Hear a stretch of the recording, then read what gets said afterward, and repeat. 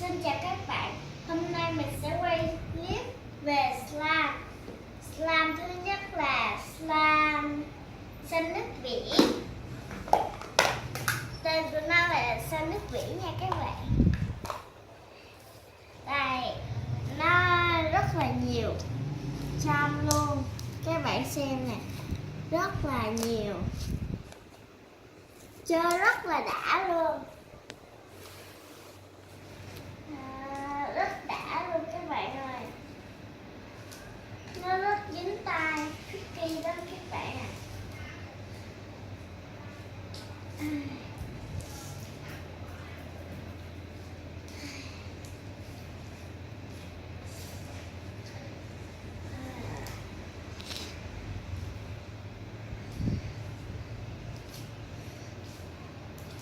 Cái này nó rất dính luôn các bạn à.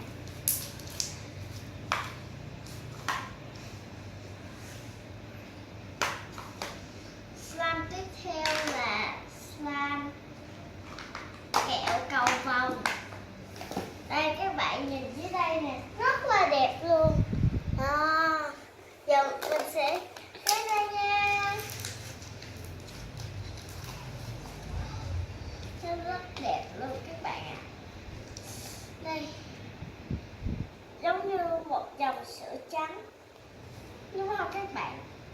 Kẹo sữa trắng đó các bạn, rất là đẹp.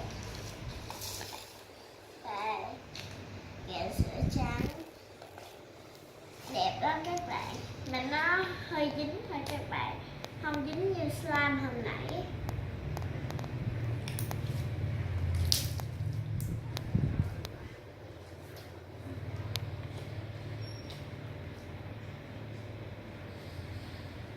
Những cái slime này là mình tự làm đó các bạn ơi,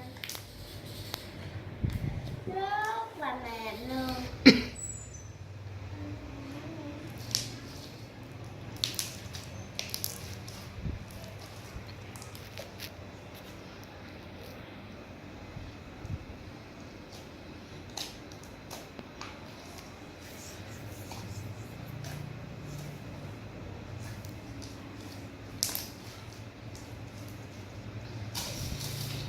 Và tiếp theo,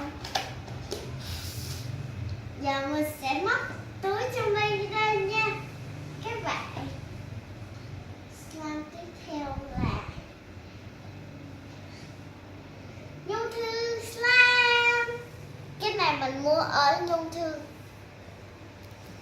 Mình đã đến tận chung cư của nhung thư luôn, nhà của nhung thư. Giờ mình sẽ lấy ra nha.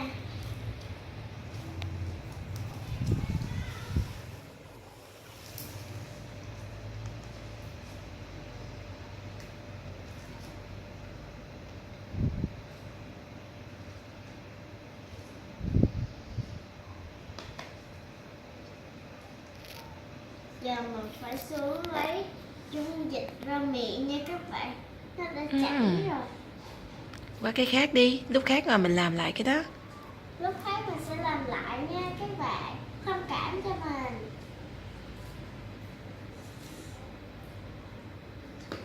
Tại lâu rồi mình cũng chưa chơi lại slime này. Giới thiệu cho mọi người biết là vì sao nó chảy mà phải bỏ rơ mình lưỡi vô đi. Các bạn ơi, nó chảy phải bỏ rơ lưỡi vô, nó mới đông lại, đông thành cục giống vậy này các bạn. Cục giống vậy nó mới chơi được nha các bạn. Mình sẽ lấy tiếp đây.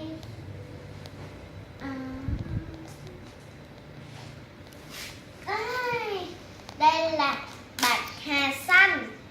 Đây, slime bạc hà đựng vô cái hộp rất là đẹp, so cute luôn các bạn ơi. Slime này là nó dính tới các bạn.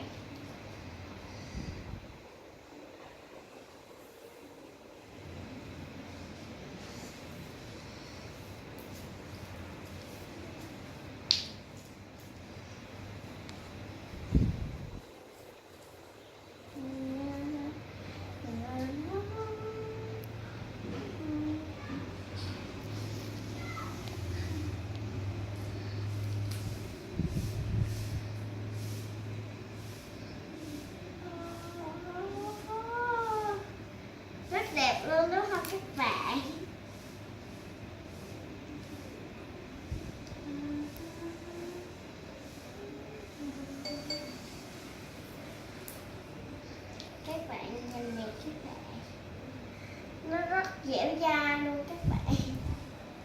Nó dẻo, cực kỳ dẻo luôn. Slime tiếp theo nha các bạn.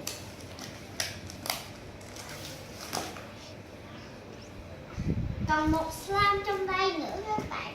Tổng cộng của mình là 5 hộp slime.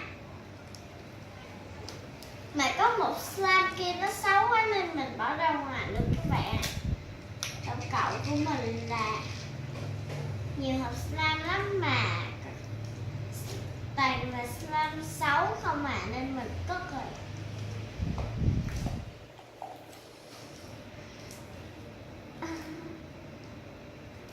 Mình quên giới thiệu tên của slime này. Slime này tên là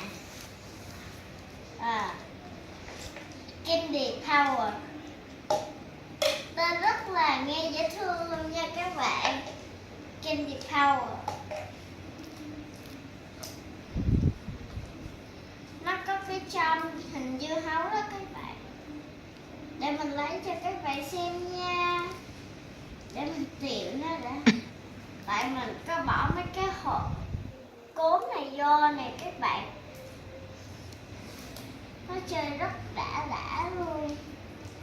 Tricky lắm các bạn à.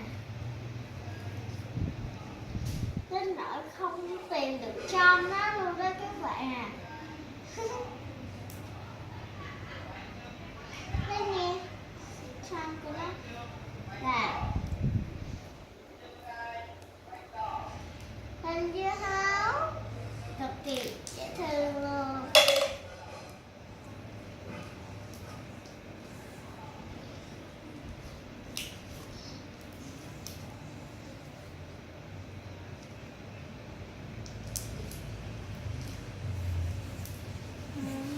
Các bạn, rất dễ luôn đúng không các bạn?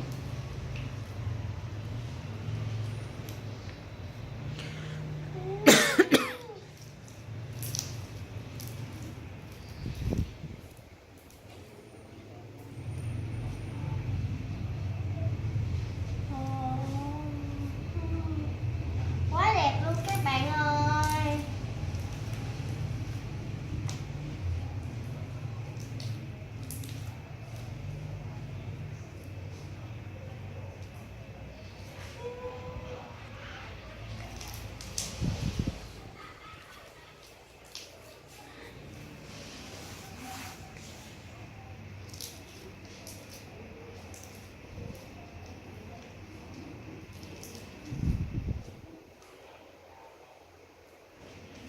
Rất dẻo luôn.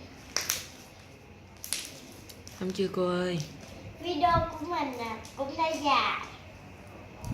Nếu các bạn thích video này, nhớ nhấn một like và chia sẻ cho các bạn khác xem nha. Bye bye.